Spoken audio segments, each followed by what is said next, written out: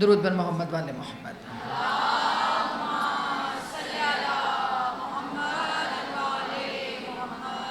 وعجل فرجهم اعوذ باللہ من الشیطان اللعین الرجیم بسم اللہ الرحمن الرحیم الحمدللہ رب العالمین والعاقبۃ للمتقین والنار للمخلدین الصلاۃ والسلام علی اشرف الانبیاء والمرسلین۔ درود پڑھیے محمد۔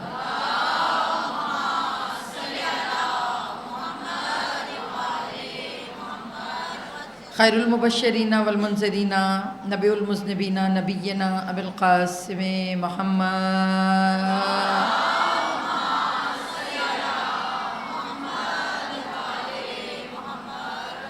وأہل بیت الطیبین الطاہرین المعصومین اما بعد فقط قال اللہ تبارک وتعالی فی کتابہ المتین والفرقانہ الحمید وقولہ الحق بالحق صلوات۔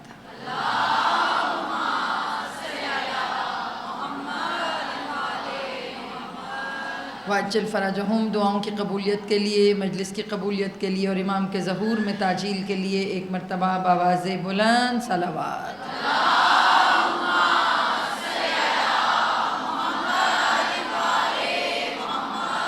وعجل فرج مومنات گرامی، کردار سازی اور تیاری ظہور، اس موضوع سخن کے تحت کل امام زمانہ کے اذن کے ساتھ ہم نے اپنے عشرہ محرم 1446 ہجری کا آغاز کیا۔ کام کوئی بھی ہو رہا ہے جو کہ خالص ہے، اخلاص کے ساتھ ہو رہا ہے، تو وہ ہر کام ظہور کے قرب کا باعث ہے۔ یہ یاد رکھیے، چاہے وہ آپ کی نماز ہے، چاہے وہ آپ کی عبادت ہے، چاہے وہ آپ کا اللہ کے راستے میں مال کا خرچ کرنا ہے، چاہے وہ آپ کا زواریہ امام حسین پہ جانا ہے، اگر وہ خالص ہے، اخلاص ہے، اس میں ریاکاری نہیں ہے، تو یہ ہر آپ کا کام ایک قدم آگے کر دیتا ہے آپ کو ظہور کے راستے میں۔ سمجھ لیں؟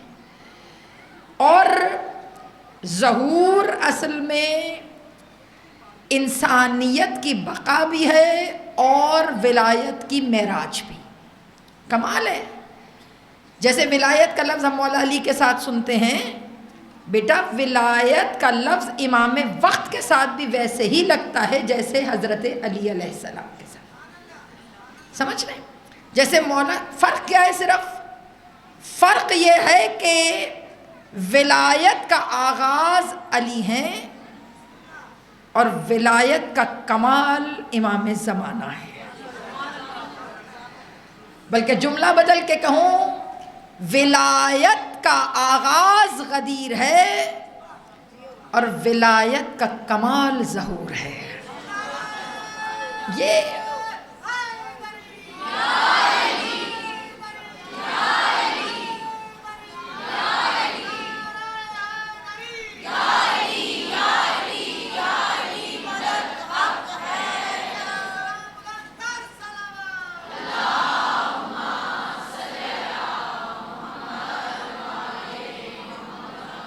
اس وقت آپ کے کام کا ہر عمل کا فوکس ظہور ہے، اور جو منتظر نہیں ہے، جو انتظار نہیں کر رہا، اس کی زندگی بے کیف ہے۔ آیت اللہ بہجت کہا کرتے تھے کہ سانسوں کا خمس نکالو، سانسوں کا خمس۔ ہم مال کے خمس نکالتے ہیں، بلکہ اس میں بھی جان چلی جاتی ہے۔ پیسے کا خمس نکالنا آسان ہے، سانس کا خمس تو ہم نے کبھی سوچا بھی نہیں۔ یعنی سانسوں کا خمس کیسے نکالیں؟ مال تو نکال دیا 5واں حصہ، سانسوں کا خمس کیا ہے؟ تو جب کسی نے سوال کیا کہ قبلہ یہ خمس تو ہمیں پتہ ہے، آپ نے تو عجیب ہی بات کر دی، تو آیت اللہ بہجت نے کہا کہ بس کوشش کرو سانس آئے تو ہر سانس میں تصور ظہور ہو، کوئی سانس غفلت کی نہ ہو، کوئی سانس امام کے ظہور کے انتظار کے بغیر نہ ہو. کہا جب تم انتظار فرج کے ساتھ سانس لیتے ہو اللہ تمہاری سانسوں کو بھی پاک کرتا ہے اور تمہاری زندگیوں کو بھی بابرکت بنا دیتا ہے. ظہور زندگیوں میں برکت کا باعث ہے. اور ظہور کے لیے پاکیزگی شرط ہے، طہارت. اور طہارت سوائے در اہل بیت کے کہیں اور سے ملتی نہیں ہے. سورہ امام حسین کو سرنامہ کلام بنا کر ہم بات کر رہے ہیں کیریکٹر بلڈنگ اور ظہور کی تیاری. میری بیٹیاں بیٹھی ہو، بیٹا حالات بڑے تیزی سے ظہور کی طرف گامزن ہے. یا ایتھا النفس المطمئنہ ارجعی الی ربک راضیۃ مرضیہ وادخلی فی عبادی وادخلی جنتی. یہ آخری آیتیں ہمارا سرنامہ کلام ہے. میں کیا کروں جب میں یہ والا پارٹ آف سورہ فجر پڑھتی ہوں تو نہ چاہتے ہوئے بھی حسین نظر آ جاتے ہیں. یہ دسترس ہے حسین کی، یہ اختیار ہے مولا حسین کا کہ مولا حسین نے، دیکھیے میری ایک بات یاد رکھیے گا، یہی فرق ہے ہم میں اور حسین میں. ہم کوئی کام اچھا کرتے ہیں اس لیے کہ تاکہ لوگ ہمیں اچھا کہیں، اور حسین اس لیے اچھا کرتے ہیں تاکہ لوگ حسین کے خدا کو اچھا کہیں. کام حسین کا ہوتا ہے، نظر اللہ آتا ہے. فرق ہے.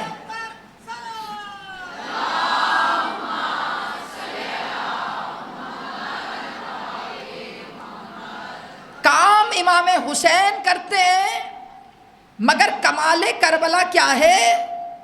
کام حسین کرتے گئے، نظر خدا آتا گیا. یعنی کہ امام حسین نے خود کو اتنا ضم کر دیا اطاعت الہیہ میں کہ اب کام حسین کا ہوتا ہے، بقا خدا کی ہوتی ہے. اور میری یہاں پہ جتنی بیٹیاں بیٹھی ہو، سب سے پہلے کردار سازی کا پہلا ہنر کیا ہے کہ نفس اتنا مرتب ہو جائے. نفس مرتب کیسے کرنا ہے؟ خود پر محبت اہل بیت کو طاری کرنا. دیکھیں بیٹا، کل ابتدائے محرم تھا. ابتدائے محرم کی مجلس میں ایک عالم دین نے کہا کوشش کرو کہ عزاداری تم پر طاری ہو جائے. عزاداری کرو نہیں، عزاداری ہو. طاری کیجئے اپنے اوپر، عزاداری کو طاری کیجئے. طاری کیسے کرتے ہیں؟ میں ہاتھ جوڑ کے عرض کر رہی ہوں، یہ میں کسی سے بات اس طرح نہیں کر رہی. طاری کیسے ہوتا ہے؟ طاری ہونے کا مطلب دیکھیے، آپ سب ماشاءاللہ محبان اہل بیت بیٹھے ہیں. آپ نے کبھی دیکھا جب آپ شام غریبہ کی مجلس میں جاتے ہیں تو آپ کا گیٹ اپ کیسا ہوتا ہے؟ شام غریبہ کی مجلس میں جب آپ پورا دن عاشور کا گزار کر فاقہ شکنی کر جب آپ شام کو مجلس میں جاتے ہیں، میں اندازے سے اگر کہوں کہ ہم میں سے 90% بغیر لباس بدلے جاتے ہیں. جو کپڑے آپ نے صبح سے پہنے ہوتے ہیں نا، آپ انہی لباس میں آپ شام غریبہ کی مجلس میں چلے جاتے ہیں. 10% کا میں نہیں کہہ رہی. کچھ کانشیس ہوتے ہیں نا کہ پتہ نہیں پسینہ ہے، کچھ کانشیس ہوتے ہیں پتہ نہیں کیا ہے. یاد رکھیے طاری ہونے کا مطلب کیا ہے. عام دنوں میں جب ہم گلے ملتے ہیں تو ہمارا دل چاہتا ہے تھوڑا سا پرفیوم لگائیں تاکہ خوشبو ہو، مگر جب شام غریبہ میں پرسہ دیتے ہیں تو کسی کو نہیں ہوتا کہ لباس پسینے سے بھرا ہوا ہے، یہ عزاداری کا لباس ہے، صبح سے جلوسوں میں ہم جا رہے ہیں. کہا جب یہ کیفیت ہو کہ تم خود سے بے ماورا ہو کر حسین کے رنگ میں رنگ جاؤ، اس کیفیت کو کہتے ہیں عزاداری کا طاری ہونا.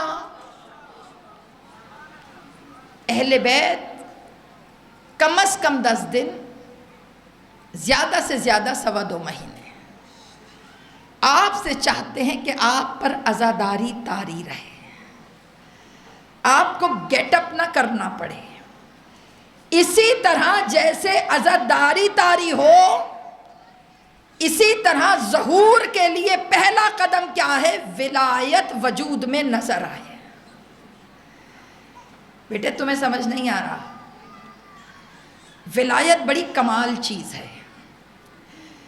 غدیر سے پہلے ولایت مولا علی کو رکوع میں زکوٰۃ دینے پر مل گئی تھی۔ غدیر تو اینڈ پہ ہوا ہے نا 10 ہجری میں۔ رکوع میں زکوٰۃ جب مولائے متقیان نے دی تو اللہ نے اس رکوع میں زکوٰۃ دینے پر مولا کو ایک تحفہ دیا، انما ولیکم اللہ، کہ بے شک تمہارا پہلا ولی اللہ ہے، دوسرا ولی رسول ہے، اور تیسرا ولی کون ہے؟ کہ جو حالت رکوع میں زکوٰۃ دیتا ہے۔ ذہن میں واقعہ یاد آ گیا نا؟ اب ذرا میری بات سنیے گا۔ حالت رکوع میں مولا نے زکوٰۃ دی، خدا نے ولایت کا تحفہ دے دیا، ولایت کا تحفہ دیا، اور ولایت کے تحفے پہ مہر لگائی غدیر کے میدان میں۔ اور غدیر کے میدان میں رسول اللہ نے ہاتھوں کو بلند کر کر من کنت مولا کہہ کر ولایت کی ایکسیس بتائی، دسترس بتائے۔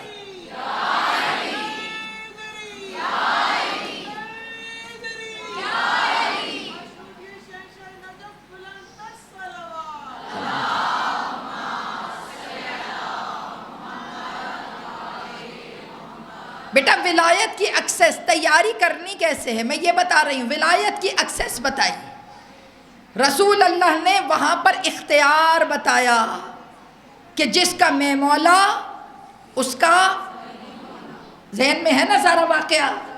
رسول نے ڈائریکٹ علی کو مولا نہیں بنایا، بلکہ رسول اللہ نے پہلے اپنی مولائیت کا اقرار کیا، پھر اس کے بعد رسول اللہ نے مولا علی کو مولا کہا۔ اچھا میری بات سمجھیے گا، کل مجھے یاد کرانا، کل میں نے یہ لفظ تھوڑا سا آگے لے کر چلوں گی انشاءاللہ تعالی ہیں۔ اب ذرا میری بات سمجھیں، اللہ نے غدیر سے پہلے ہی علی کو ولی بنا دیا، انگوٹھی دی ولی بنا دیا۔ اب جب ولایت مل گئی مولا کو تو لوگ بڑا اپسیٹ ہوئے اس چیز پر۔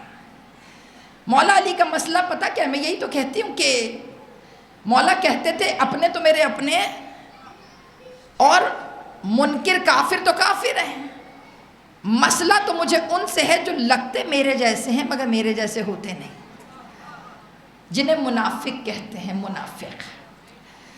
جب مولا کو ولایت کی سند ملی تو بہت سے لوگوں نے انگلی اٹھائی اور یہ سوال پوچھا گیا آپ کے 8ویں امام امام علی رضا علیہ السلام سے،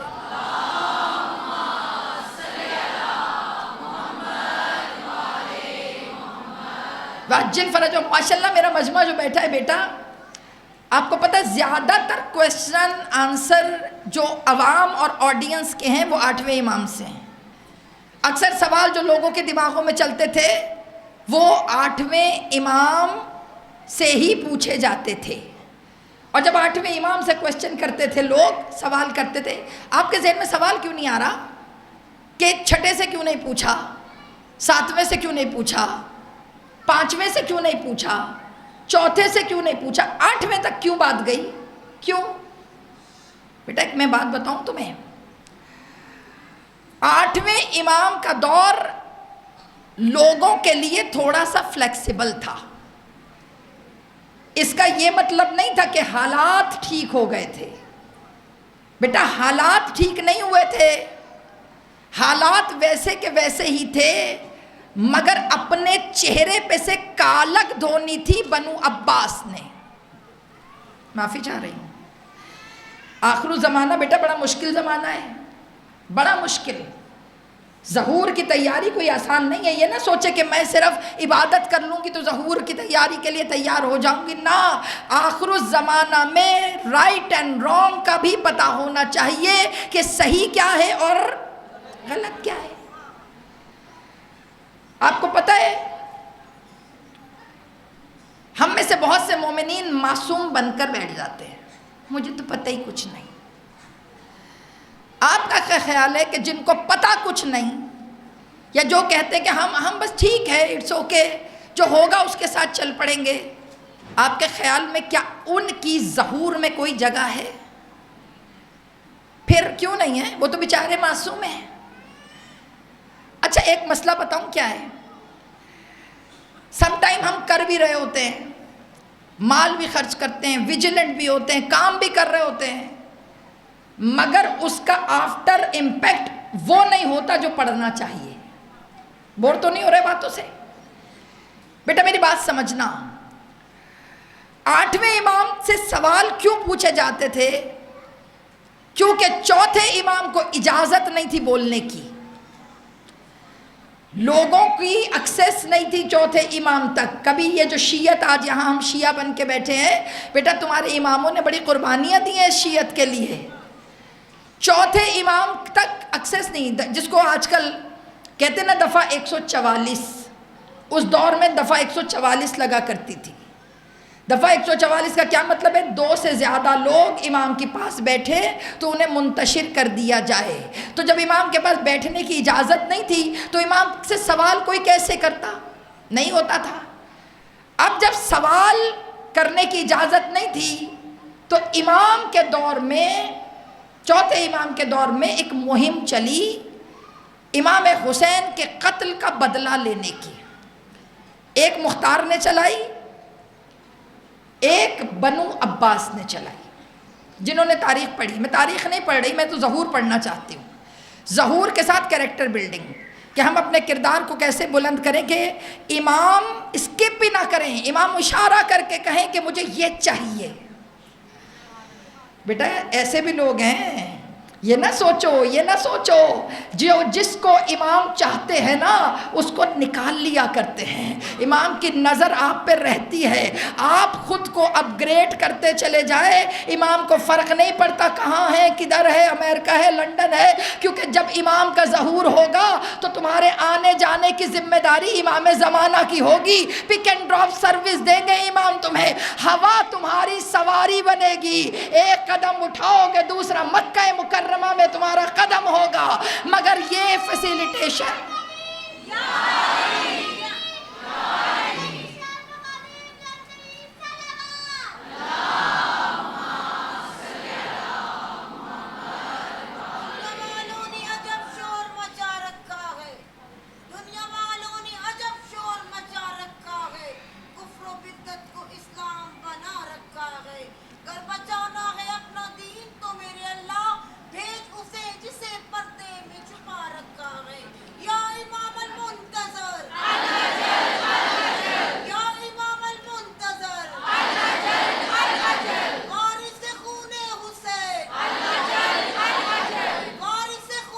مل کر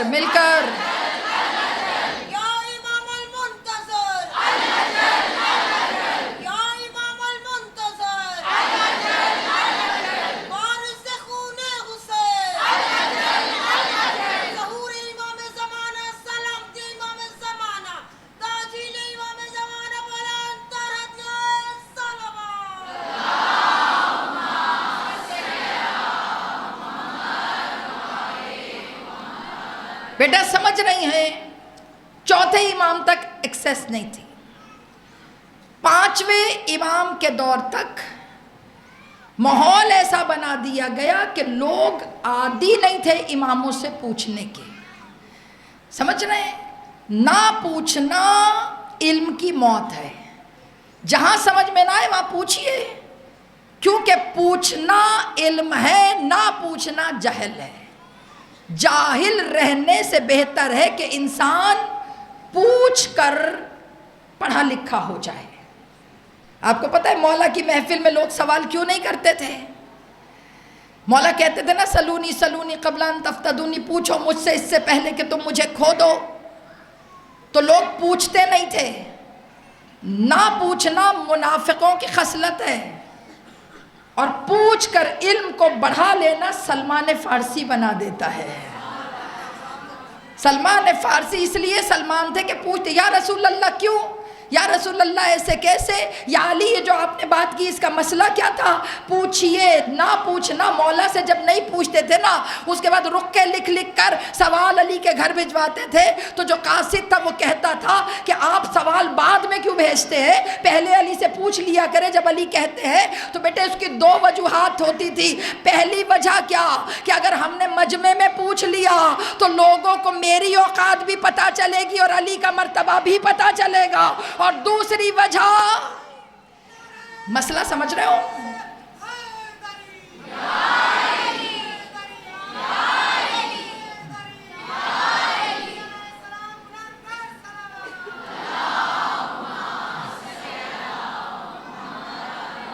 کتنی پولیٹیکلی تھنکنگ تھی، یعنی کہ علی سے نہ پوچھو کیونکہ پتہ تھا علی سے پوچھیں گے علی بتا دیں گے، اور جب علی بتائیں گے تو علی کا مرتبہ بلند ہو جائے گا اور میری اوقات بھی پتہ چل جائے گی۔ ہم میں سے بہت سے اس لیے نہیں پوچھتے تاکہ میری جہالت نہ کھلے، پتہ چلا یہ مولائیوں کی فطرت نہیں ہے۔ علی والوں کو جہاں سے علم ملتا ہے وہ علی کی میراث سمجھ کے لیتے ہیں۔ یاد رکھیے یہی جملہ کہا، جو نہ پوچھے وہ منافق بن جاتا ہے، جو پوچھ لے وہ سلمان بن جاتا ہے۔ کوشش کیجئے جناب سلمان محمدی بنیے تاکہ آپ کا علم اس معیار پہ ہو کہ امام وقت کہیں ہاں یہ والا بندہ مجھے چاہیے، یہ والا، اس کو سب پتہ ہے۔ پتہ چلا پانچویں کے دور میں ماحول ایسا کریٹ ہو گیا کہ لوگ پوچھنے کے عادی نہیں تھے۔ چھٹے امام کے دور میں تھوڑا سا ماحول کھلا مگر مدرسوں تک قید ہو گیا، یعنی جو امام کی درسگاہ میں بیٹھتا تھا وہی پوچھتا تھا، وہی جواب دیتا تھا، وہی سیکھتا تھا، مگر اس علم کو باہر نکالنے کی اجازت نہیں تھی۔ ساتویں کے دور میں ان کو مسلسل قیدوں میں رکھا جس سے آپ کی ایکسیس عام عوام کی امامت تک نہیں پہنچی۔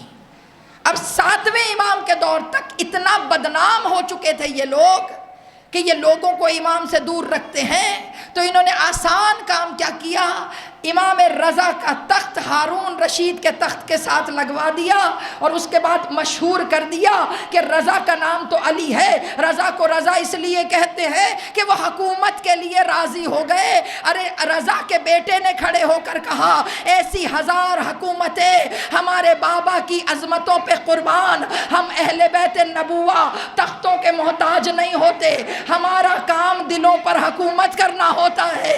رضا اس لیے رضا نہیں تھے۔ میں نے 1 منٹ میں 5 اماموں کا دور صرف یوں اشاروں سے سنایا، میں نے پڑھا نہیں ہے، اشارے۔ آپ کو پتہ ہے رضا اس لیے رضا نہیں تھے کہ گورنمنٹ لینے پہ راضی ہو گئے، رضا اس لیے رضا تھے کہ وہ ہر چیز پہ راضی تھے۔ رضن برضائہ و تسلیما لامرہ کی مجسم تفسیر امام رضا۔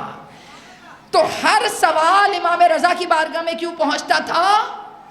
تاکہ وہ کالک دھولے، کالک کہ یہ تو لوگوں کو اماموں تک جانے نہیں دیتے، امام کا تخت سجا کر اپنے پاس رکھ لیا اور کہا آؤ نا جس نے پوچھنا ہے امام سے پوچھے، ہم نے کوئی امام کو چھپا کے تھوڑی رکھا ہے، امام سے سوال کرو۔ اور میری بیٹیاں تم دیکھو تو صحیح، جو تمہارا 9واں 10واں 11واں یہ 3 امام، کبھی زندگی پڑھیے ان کی جا کر، بیٹا یہ تینوں امام 80 ایئرز میں شہید ہو گئے، یعنی کہ اماموں کی زندگی 60-65 بھی ہے، مگر یہ 9ویں 10ویں 11ویں 28 26 28 ان عمروں میں ان کی شہادتیں ہو گئیں۔ 9ویں امام کو نظر بند رکھا، نظر بند کر کے اپنی بیٹی کی شادی کر دی، مامون رشید کی بیٹی تھی نا امام کی زوجہ، شادی کر دی۔ شادی کیونکہ ولایت بری بھی بڑی لگتی تھی اور جو بیٹا پیدا ہو اس کا نانا بننے کا شوق بھی بہت تھا۔ باتیں کروں تو بھی بڑی بری باتیں لگتی ہیں لوگوں کو، یعنی کہ امامت ماننی بھی نہیں ہے۔ اور جو 10واں امام ہوگا، پتا تو تھا نا کہ 9ویں کا بیٹا ہی 10واں ہوگا، یقین اتنا تھا کہ 12 تک جانا ہے۔ یاد رکھو یہی تو میں کہتی ہوں، ہم مومن ہو کے اتنے منتظر نہیں ہیں 12ویں کے جتنے وہ منافق ہو کے 12ویں کے منتظر ہے کہ 12واں آئے گا۔ بیٹا مسئلہ یہی ہے، جیسے وہ منتظر ہے نا اس سے ڈبل انتظار تم پہ فرض ہے۔ سوچو ڈبل انتظار کرنا ہے آپ نے، اس سے زیادہ تیاری کرنی ہے، جتنی منافقین کر رہے ہیں اس سے زیادہ تیاری آپ نے امام زمانہ کے آنے کی کرنی ہے۔ تو بیٹا سمجھو ذرا، شادی بیٹی کی کر دی، بیٹی بسی نہیں امام کے ساتھ، نویں امام کے ساتھ مامون رشید کی بیٹی نہ اولاد ہوئی نہیں، اور جب اولاد نہیں ہوئی امام حج کے لیے مدینہ آئے، مدینہ آ کر امام نے وہاں پر ایک کنیز سے عقد کیا، اور جب کنیز سے عقد کیا تو کچھ دنوں کے بعد خوشخبری ملی کہ آپ کے 10ویں امام دنیا میں آنے والے ہیں۔ اللہ نے بادشاہت کا شجرہ ریجیکٹ کیا اور ایک کنیز کو امام کی والدہ کا شرف عطا کیا۔ اور مسئلہ پتہ کیا تھا؟ مامون لکھ لکھ کے بھیجتا تھا بیٹی کو، یہ بیٹی کا کام کیا تھا، جب مدینے ہوتی تھی نا تو دن میں جتنی دفعہ چھینکتی تھی اتنی دفعہ بھی باپ کو بتاتی تھی آج میں اتنی دفعہ چھینکی۔ تب آپ کو پتا ہے آپ کے نویں امام نے جملہ کیا کہا تھا؟ کہا تھا اگر گھروں کو بسانا چاہتے ہو، یہ بات ذرا سمجھنا بیٹے، بڑی بات کر گئی امام آپ کے، کہ اگر گھروں کو بسانا چاہتے ہو تو جو گھر کے معاملات ہیں انہیں گھر کے اندر ہی رکھو۔ یہ نویں امام کی زوجہ کا مسئلہ بڑا خراب تھا، باپ بادشاہ تھا نا تو چھوٹی چھوٹی باتیں امام کی وہاں بتاتی تھی۔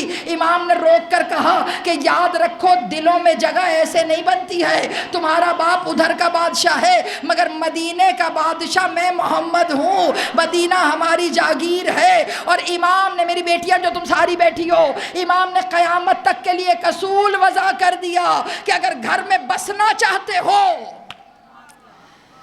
تو گھر کی خبریں پل پل پہنچاؤ نہیں۔ ابھی میں نے کھانا بنانا ہے، ابھی میں نے واشنگ مشین لگائی ہے، ابھی میں نے کپڑے دھوئے ہیں، امی میں تو صبح 11 بجے اٹھی تھی، امی اس کے بعد میں اٹھی، میری ساس نے مجھے گھورا، اس نے مجھے ایسے دیکھا، اس نے کہا ناشتہ کیوں کر رہی ہو، معذرت کے ساتھ۔ اچھا میں نے تو 4 ڈائلاگ مارے ہیں، آپ سب مسکرا رہے ہیں، سب مسکرا رہے ہیں، کیوں؟ میں تو ویسے ہی بات کر رہی ہوں، وجہ کیا ہے؟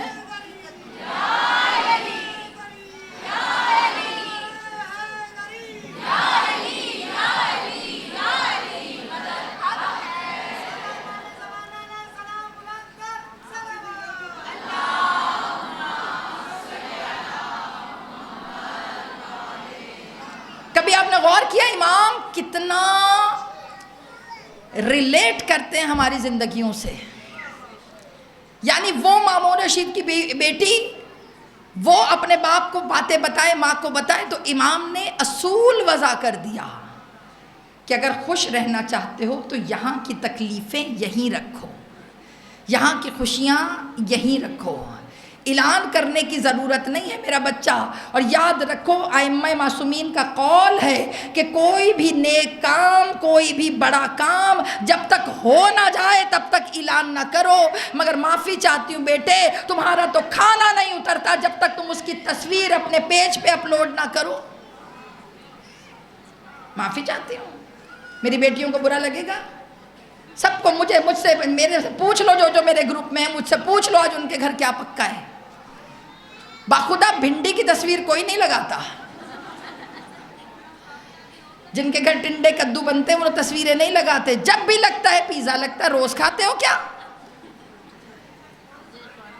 بیٹا حدیث مبارکہ، بات میری کہیں اور چلی جائے گی، حدیث مبارکہ ہے کہ اگر تم کچھ کھا رہے ہو، حدیث پڑھنے لگی ہوں اپنی طرف سے نہیں پڑھ رہی، اگر تم کچھ کھا رہے ہو اور 2 بینا آنکھیں یعنی کہ جو دیکھ سکتی ہیں تمہیں کھاتے ہوئے دیکھے، اور اگر وہ بھوکا ہو اور اس بھوک میں وہ حسرت سے تمہیں دیکھے، تو کہا جب تک اسے کھانا نہیں ملتا تب تک تمہارے اوپر رحمت کے دروازے رک جاتے ہیں۔ بہت بڑی بات کر گئی میں، رحمت کے کیریکٹر بلڈنگ میں یہ بھی چیز آتی ہے، ایکسپوز نہ کرنا، چیزوں کو ہائی لائٹ نہ کرنا۔ یہ ہم سب کے بچے ہیں بھائی، جو اماں نے منگوایا رات کو تصویر، رات کے 3 بجے اسٹیٹس لگا ہوتا ہے ایٹنگ پیزا. معذرت چاہتی ہوں، 3 بجے رات کو، ہے کہ نہیں؟ 3 بجے اسٹیٹس لگے ہوتے ہیں، یہ کھا رہی ہوں، وہ کھا رہی ہوں. بیٹے یہاں تو 2 آنکھوں کا اللہ نے حکم دیا ہے، کیونکہ جب فزیکلی کوئی دیکھتا ہے، آپ ہوٹل میں گھر میں کھا رہے ہو، کوئی ملازم دیکھ رہا ہے، کوئی فقیر دیکھ رہا ہے، یہ تو 2 ہے. مگر جب تم اس کو کہیں پوسٹ کر دیتے ہو تو اللہ جانے کتنی آنکھیں ہوتی ہیں کہ جن کو کھانے کو یہ نہیں ملتا اور وہ نظریں لگا کے بیٹھی ہوتی ہے کہ آج پھر اس نے پیزا منگا لیا. اگر کسی کے گھر میں اچھا ماحول ہو، اچھے حالات ہو، رزق میں برکت ہو اور اچانک غربت آنا شروع ہو جائے تو اس کا مطلب یہ نہ سوچنا کہ بزنس میں لاس ہو رہا ہے، اس کا مطلب یہ ہے کسی حسرت بھری آنکھوں کی ہاں لگی ہے. جس تک نہیں پہنچ رہا اس کی ہائے ہے. میری بیٹیوں، تھوڑا سا پردہ رکھنا سیکھو، تھوڑا سا دلوں کو بھرم رکھنا سیکھو. ہو سکتا ہے جو خدا نے تمہیں دیا ہو کسی اور کو نہ دیا ہو. کیوں لوگوں کی حسرت کو اپنے دلوں میں ڈالتے ہو؟ کوشش کرو جتنا ہے اس کو چھپا کر لے آؤ، اس کو چھپا کے کھا لو. یہی تو پھر میں بات کرتی ہوں تو لوگوں کو برا لگتا ہے. ہم سے لاکھ گنا اچھے ہمارے بزرگ تھے جو کبھی ٹرانسپیرنٹ شاپر میں کھانے کی چیز نہیں لاتے تھے. پہلے ہمیشہ ان کے تھیلے ہوتے تھے اور ہمیں بڑے پینڈو لگتے تھے، لیکن علماء نے کہا ان تھیلوں سے ہوتا کیا تھا؟ پردہ داری رہ جاتی تھی کہ جس کے پاس نہیں ہے وہ بھی چھپا کے لے آتا تھا، اور جو زیادہ لا رہا ہے اس کا کسی کو پتہ نہیں چلتا تھا. کہا سب سے پہلے چھپانا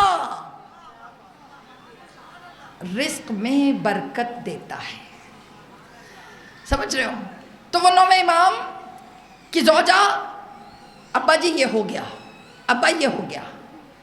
امام نے ایسا بٹھایا کہ اولاد اللہ نے کنیز سے پیدا کر دی.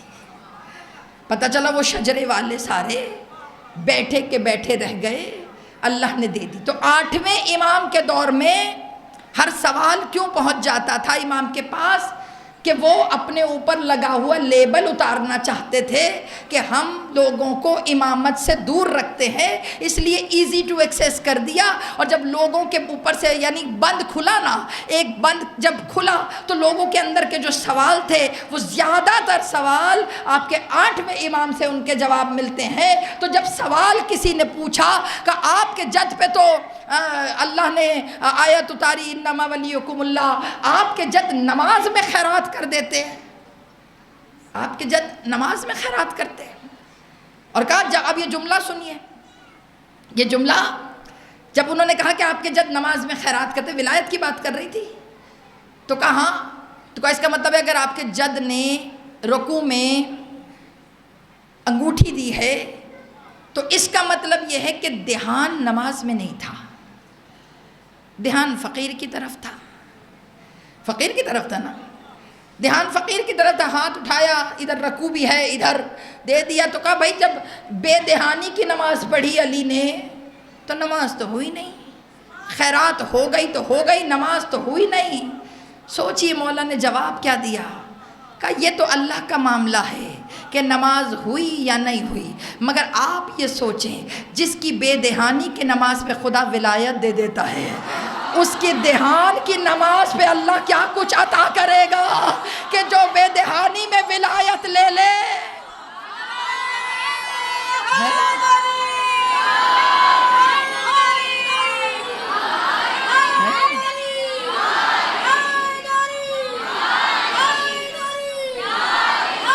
سلامت رہے مل کر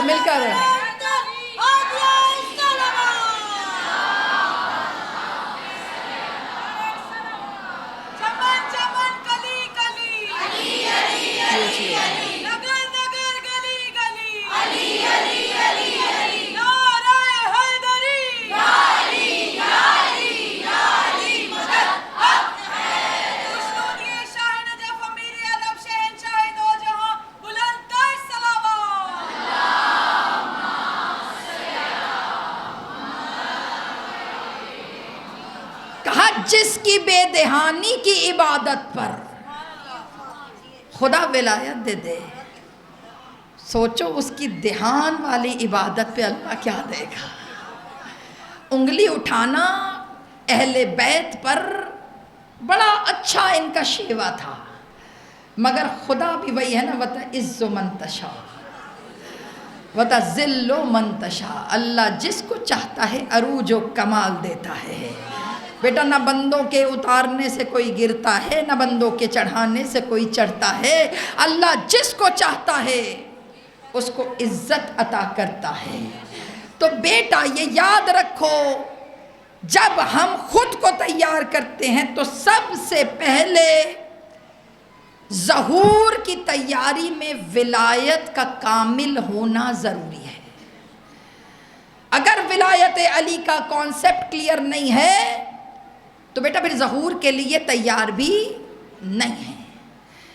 کیوں؟ کیونکہ خدا نے ولایت کا آغاز مولا علی سے کیا اور اختتام ظہور پر. جیسے میں نے ابھی جملہ کہا، ولایت علی کیا تبدیلی لاتی ہے کرداروں میں، کیا ہوتا ہے؟ بیٹا میری بات سمجھیے گا. مولا علی نے نا خدا سے محبت کی ہے اور ہم علی سے کرتے ہیں. مسئلہ بہت آسان سا ہے. مولا کی رسائی جہاں تک تھی مولا نے ان سے محبت کی ہے، ہماری رسائی جہاں تک ہے ہم ان سے محبت کرتے ہیں. ہم ابھی خدا تک نہیں پہنچ پا رہے، یاد رکھیے خدا تک نہیں پہنچ پا رہے. میں ایک بات بتاؤں، قبلہ عقیل الغروی صاحب کا ایک کلپ میں سن رہی تھی، بڑا جملہ کہہ گئے وہ. انہوں نے جملہ پتہ کیا کہا؟ کہا تم توحید کے کمال تک پہنچو نہ پہنچو یہ تو تمہارا عمل بتائے گا. کہا کوشش کرو پہلے علی کی بندگی سیکھ لو. کہا علی کی بندگی سمجھ میں آ گئی تو خدا تمہیں خود ہی سمجھ میں آ جائے گا. کہا تم اپنی زندگی بندگی علی میں گزار دو، اللہ ہاتھ پکڑ کے تمہیں اپنے قریب نہ کر لے تو اسے پروردگار علی نہ کہنا. ظہور کی تیاری میں سب سے پہلے کانسیپٹ کلیئر ہونا چاہیے کہ توحید ہے کیا.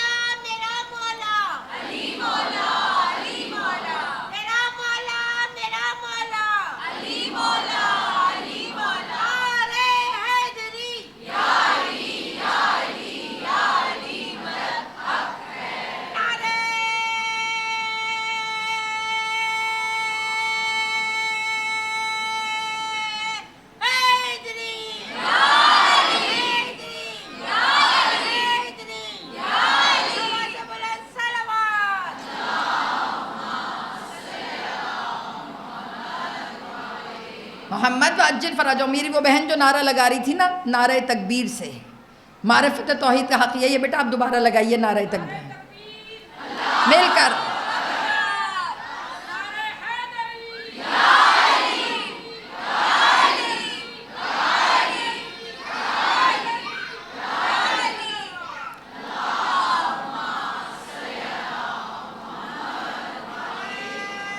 بس بس بس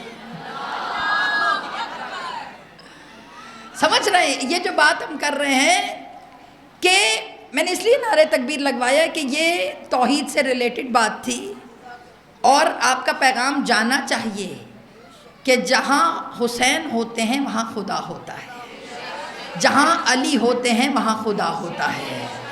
یہ شیعت کا پیغام ہے کہ اہل بیت جہاں ہے توحید کی بقا بھی وہی ہے. یہ سمجھیے، یہ کربلا بھی اصل میں تجلی توحید ہے.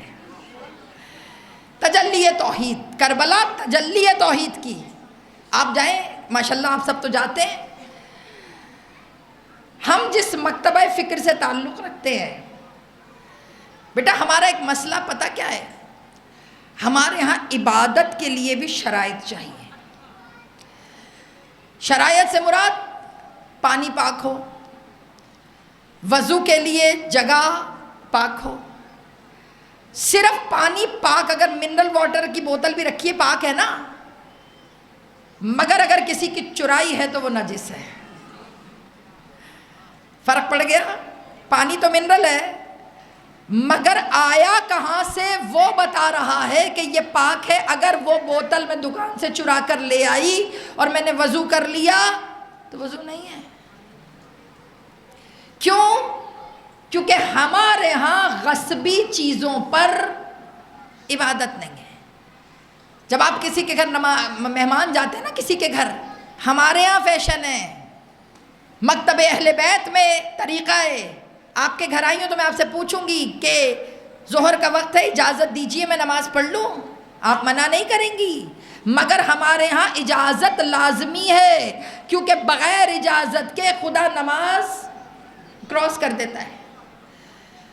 اب بات دور تک جا رہی ہے، میں پھر بھی یہاں ممبر سے بات کر رہی ہوں۔ بھائی ہمارے ہاں قبضے کی زمین پر مسجد نہیں بنتی،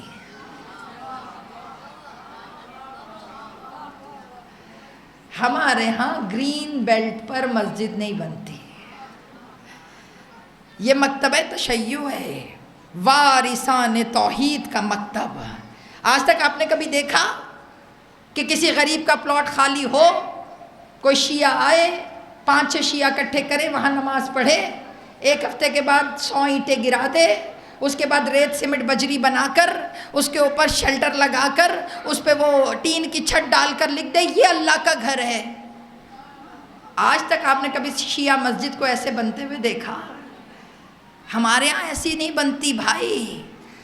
ہم نے مسجد کے لیے پہلی شرط یہ رکھی ہے کہ وہ زمین حلال ہو اور کسی نے جائز طریقے سے خریدی ہو، پھر ہم اس پہ مسجد بناتے ہیں۔ ہمارے ہاں کارنر کا تکنا حصہ کبھی مسجد نہیں بنتا۔ اور اس پہ غلط نہیں کہہ رہی، کانسیپٹ ہے ان کے پاس، وہ کہتے ہیں ساری زمینیں اللہ کی ہیں، تو جو یہ گھر بھی تو ہے اللہ کا، اب جہاں پہ بھی اللہ کا گھر ہے ہم جہاں مرضی بنا لیں۔ ہمارے شیعوں میں یہ نہیں ہوتا۔ اور بیٹا یہ کانسیپٹ شیعوں نے لیا پتہ کہاں سے ہے؟ جب کسی نے ایکڑوں زمین خرید کر، ایکڑوں کم نہیں ہے، کم نہیں ہے، گھوڑے پہ بھائی کو بٹھایا تھا، ہاتھ میں تلوار دی تھی، کہا خط کھینچو عباس، کہا خط کھینچو عباس۔ عباس نے خط کھینچا، جہاں جہاں عباس کی تلوار چلتی گئی آج وہ زمین کربلائے معلی ہے، یعنی کہ حسین نے خریدی زمین۔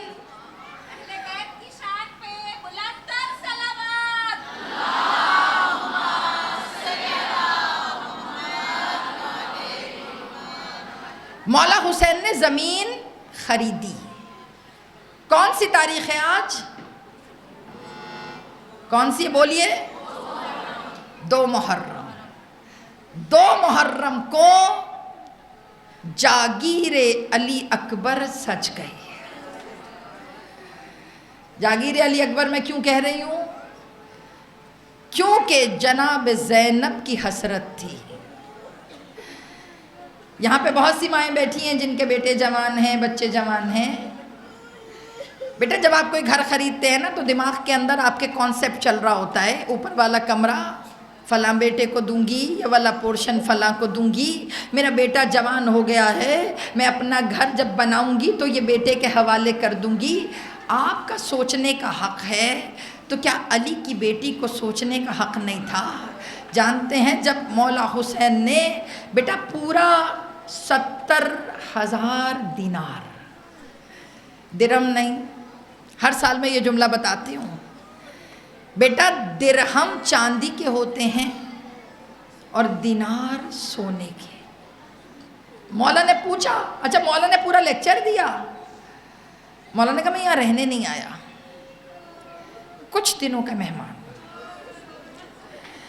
کس کی زمین ہے؟ بنی اسد کے لوگ آ گئے. آج جو کربلا جاتے ہیں نا بیٹا، کربلا جاتے ہو نا، تو کربلا میں عاشور کے مراسم میں اور اربعین کے مراسم میں غریب سے غریب کربلائی کے گھر کا دروازہ کھلا ہوتا ہے. یہ تو ہمیں ہوٹلوں کی تکلیف ہے باخدا کہ ہم ہوٹل میں رہیں گے، بستر صاف ہو، باتھ روم اچھا ہو، ورنہ حسین نے ہر گھر آپ کا بنا دیا ہے. کربلا میں ہر گھر کا دروازہ کھلا ہوتا ہے، ہر گھر کے اندر دروازہ کھلا ہوتا ہے. آپ بغیر دستک دیے اندر جا سکتے ہیں، بغیر دستک دیے. اور جب آپ وہاں جاتے ہیں نا تو وہ کھانا کھلاتے ہیں، پانی پلاتے ہیں، آپ کو سونے کے لیے جگہ دیتے ہیں. گرمیاں ہیں نا، اے سی چل رہے ہوتے ہیں، اے سی. گھر میں دروازے نہیں ہوتے مگر 1.5 ٹن کا اے سی اندر ہوتا ہے. پچھلے سال اربعین پہ میں اسی طرح کربلا کے ایک گھر کے اندر گئی تھی، ٹوٹا ہوا گھر تھا. اور جب ہم اس گھر کے اندر گئے تو وہ گھر کی مالکن کہتی ہے اندر اے سی لگا ہے، سو جاؤ. میں نے کہا اس گھر میں اے سی؟ تو کہنے لگی ہاں آپ کے لیے لگایا ہے، یعنی زوار امام حسین کے لیے. ایسے ہی میں نے اس سے پوچھا، میں نے کہا بل کہاں سے دوگی؟ بل جانتی اس نے جملہ کیا کہا؟ 2 چوڑیاں سونے کی پہنی تھی، اشارہ کیا یہ چوڑیاں بیچ کے بل دے دوں گی. بیٹا یہ ہے کربلا. جو ہو کے آئے ہیں انہیں پتا ہے کہ وہاں حسین مہمان نوازی کیسے کرتے ہیں. بیٹا 70,000 دینار، 70,000 دینار میں مولا نے زمین خریدی. جو قریبی تھا نا مولا کا، قریب کوئی کھڑا تھا، اس نے کہا مولا جب رہنا نہیں ہے تو خرید کیوں رہے ہیں؟ 10-12 دن کی بات ہے، ایسے رہیے پھر چلے جائیے گا. زمین خریدنے کی ضرورت کیوں پیش؟ اب میں جملہ دے رہی ہوں، مقصد امام حسین سمجھنا میرے بیٹا. جو نماز کو ہلکا لیتے ہو نا، امام حسین کا زمین خریدنا مسئلہ کیا تھا؟ امام نے کہا معاملہ صرف زیارت کا ہوتا تو شاید میں زمین نہ خریدتا، مگر معاملہ یہاں زیارت کا نہیں ہے، یہاں معاملہ تمہاری عبادت کا ہے. یاد رکھنا بیٹا، پورے سال میں کعبے میں جتنے سجدے ہوتے ہیں نا، ارے حسین کے 1 اربعین پہ پورے کربلا میں اتنے سجدے ہوتے ہیں. اتنی جبینیں جھکتی ہیں حسین کی بارگاہ میں. یہ نہ کہنا، یہ نہ سمجھنا کہ میں کعبے کا کربلا سے موازنہ کر رہی ہوں. نہیں میرا بیٹا، کعبے کا کربلا سے کوئی موازنہ نہیں ہے. آج حسین کا کربلا نہ ہوتا تو تمہارا کعبہ بھی نہ ہوتا. یہ کعبے کی بقا کے لیے تو حسین نے کربلا کی طرف سفر کیا. عزادارو 70,000 دینار کی زمین خریدی تاکہ آپ کی نمازیں حلال ہوں.